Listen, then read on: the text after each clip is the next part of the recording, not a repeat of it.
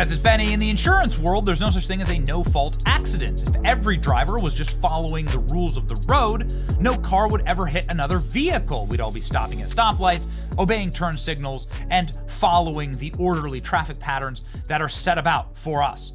But people don't do that, and they slam into each other, and someone's at fault, and that person who's at fault has to pay. Sometimes they pay dearly. They lose their license, their ability to drive. Sometimes they go to jail, depending on what they've done. But I've never seen any traffic accident on a roadway that accounts for 70 dead civilians. Which is exactly what we see here over the skies of Washington, D.C., when a Army Black Hawk helicopter inexplicably smashes into the side of a commercial airliner, killing 67 innocent civilians, including Olympians, families, mothers, fathers, children, Chinese and Russian nationals, and quite frankly, doing extreme damage to America's faith in the systems that actually keep us safe, that we require to have a functional society.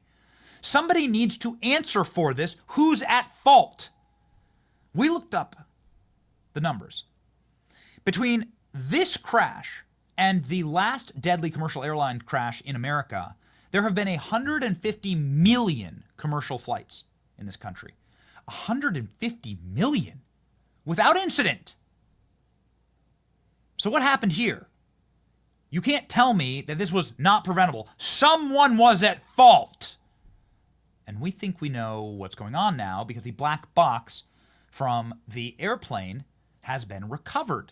That black box is going to show exactly where the plane was on geometrics, like how the plane was moving, the speed, the altitude.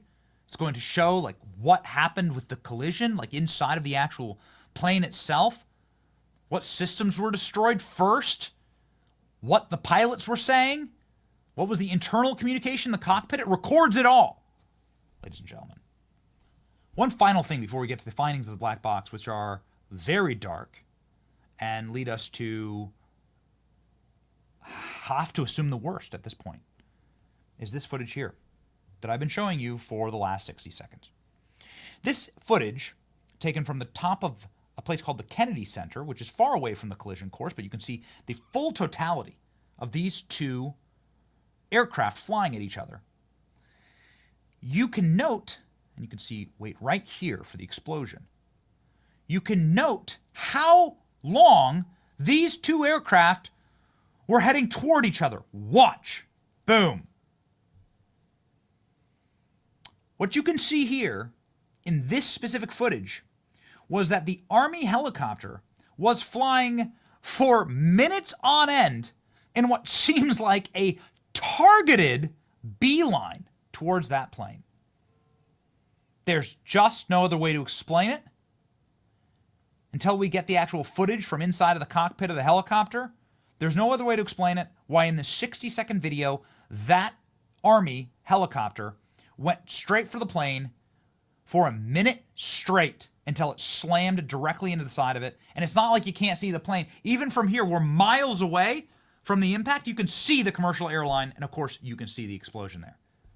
Something horrible happened, and now we have the black box, and we're getting more keys into what exactly occurred here. Black box and jet recorder from DC helicopter and plane wreckage reveal key altitude readings that could explain the crash. Get a load of this.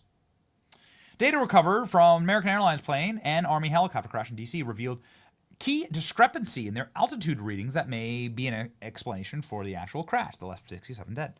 The National Transportation Safety Board revealed that preliminary data from the Black Hawk helicopter and passenger jet show conflicting readings about the altitudes at the time of the catastrophic collision. Data from the passenger jet's flight recorder showed its altitude as 325 feet when the crash happened on Wednesday night. Data from the control tower showed the Black Hawk helicopter at 200 feet at the time. Huh? The 100-foot discrepancy is yet to be explained, but the impact did occur at 325 feet. The crash would have occurred well above the maximum allowed altitude for the 200-foot helicopters in the area. So there now is Donald Trump has totally banned all military helicopters from flying all throughout this major corridor up and down the Potomac. But before then, there were still some pretty severe restrictions as to where the helicopters can go and how they can fly. Commercial airline jets are only in ascent or descent at low altitudes for like seconds, right? These planes fly and they fly fast and they get up and off the ground to cruising altitude as fast as possible. This is a safety precaution. You've got to get up and out of that airport, especially DCA, which is a very short landing strip, the shortest in the country for a commercial aircraft. Did you know that? Because of its proximity to our national monuments and treasure. And so the helicopters were not allowed to fly above 200 feet off the ground. That's, again, going to make sure that there's as little as possible interference and frictions between them and the aircraft that could take off. So the helicopter is flying twice as high as it's supposed to be flying. According to all available radar, as to the movements of the helicopter itself, the helicopter didn't once try to evade the aircraft and also was flying approximately 1 mile off course. Again, signaling that something horrible went on inside of that aircraft cockpit. I'm not yet here to say, like, I have evidence that the pilots were part of a terrorist organization and they were trying to do this, but all available evidence is leading to a horrible malfunction inside of that helicopter, either through incompetence or malevolence that led to this. And we must have more information to decide whether it's incompetence or malevolence. It's one of the two. Either total and complete stupidity on behalf of the pilots themselves, or somebody really did intend to do this. We'll have to wait and see. Investigators hope to reconcile the altitude differences with data from the helicopter's black box, which is taking more time to retrieve because it became waterlogged and when it plunged in the Potomac River, or the feds are hiding it, I'm not sure. They also said that they plan to refine the tower data, which can be less reliable.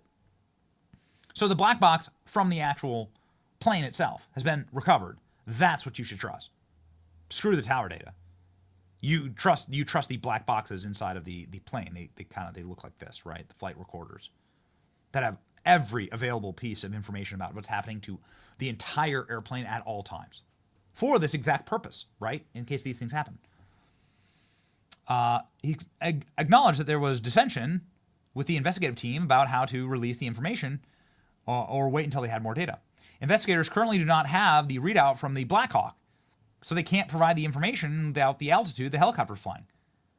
But obviously an impact occurred, and I would say that when an impact occurs, it's typically when the altitude of both aircraft, where the altitude of both aircraft were at the moment, nobody survived the collision. So what the hell's going on here? Is there like a cover-up happening right now? Again, you can see the helicopter and the jet crashing right here as the plane was cleared to approach the airport. The commercial aircraft was doing nothing wrong. The commercial aircraft was told to land on this approved landing strip, and it was doing a turnabout the airport that was typical and standard for a commercial aircraft. It was the Black Hawk helicopter that seems to have been wildly out of course and illegally flying at altitudes and distances that is not allowed to fly. So it raises a lot of questions about the Black Hawk helicopter. So does Donald Trump. The Black Hawk helicopter was flying too high by a lot. It's far above the 200-foot limit.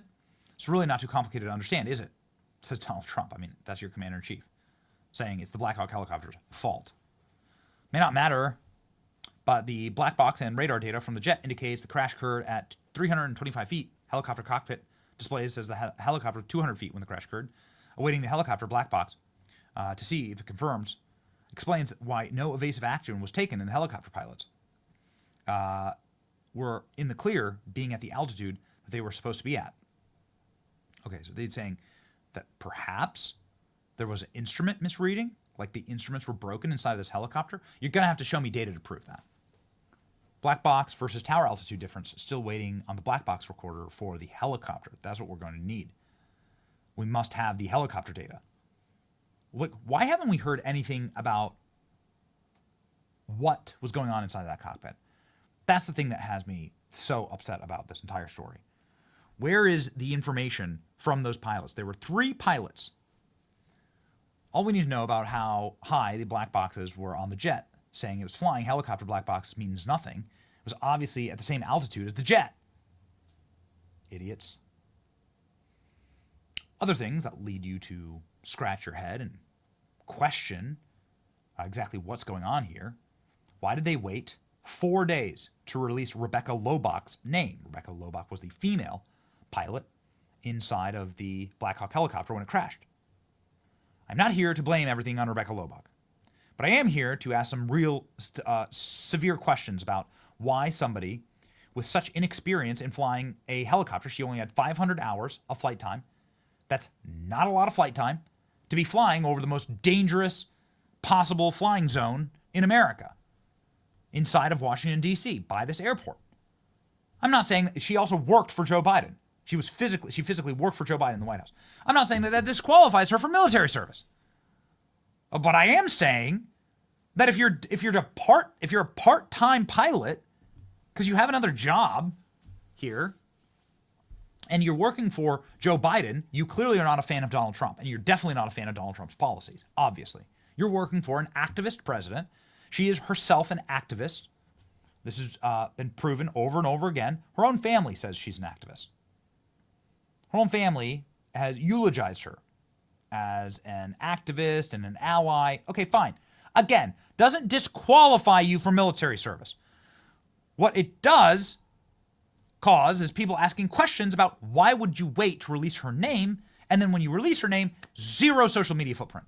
Can't find out anything about her. Nothing. Nothing. Would her social media pages be all about how much she hates Donald Trump? Be about DEI in the military? Would her social media pages have anything to be? I don't know, because they're all scrubbed. And when you scrub something, when you get rid of the evidence, it means you're hiding something. That's what it implies to people, right? That's right. She was a pilot. People are asking online, how many evaluations did she pass because she weren't allowed to fail or because her instructor looked the other way? I mean, if she's working inside of the Biden administration, you just have to assume. You have to assume that there was some privilege there. Maybe I'm wrong, but it sure would be nice to know. Be nice to have, like, her records. The Pentagon should get on releasing those. We should be able to find out everything we can about her. They should have never let her hide her name and identity. The Pentagon, like, this individual was part of this deadly crash, that all available evidence points to that helicopter being in the wrong place, doing the wrong thing, not responding to the radar tower, and then we don't get this person's name and all of her social media is scrubbed.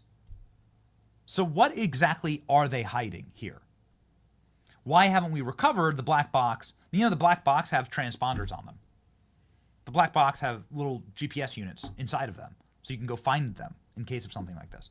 So why haven't we found that black box? Why haven't we heard any recordings from the cockpit? Like, obviously that's being recorded somewhere. I assume the military helicopter is in communications with a separate base. This was out of Fort Belvoir. And that it was flying, and there's military comms channels that are on these helicopters. Okay, fine. But why haven't we gotten the recordings? Who was talking to inside? Why can't we hear any of the pilots from inside the helicopter? We've heard the radio tower from Reagan say, get the hell out of the way. Like watch out for that giant commercial airline flight. We've seen Donald Trump, in his immediate instincts, call out DEI in the military and say that this is a problem of incompetence, President Trump says. And then, of course, ladies and gentlemen, we've seen this helicopter fly directly at that commercial plane for a minute straight. In no universe are you going to tell me that these Black Hawk pilots didn't see that aircraft? If we can see it from a mile away with the naked eye, then, of course, the helicopter saw the commercial airline. Something went horribly wrong, and we do not want our government to lie to us any longer. And the people, especially the horrific people who lost all their lives and their families, their children, their Olympians, the people from China, the people from Russia, like you should be able to go on a vacation, like visit the United States, and be confident that our economy works, our infrastructure works, our transportation works, and you're not going to go home in a body bag. They've already repatriated the bodies to those nations. It's horrific. At the very least, the cold comfort is that this can never happen again. And the way you get there is you say who's at fault, because there's no such thing as a no-fault accident, and then you punish them, okay? Or you punish the systems that allowed for that to happen, okay? It's your boy Benny. Like, share, and subscribe to keep this country safe.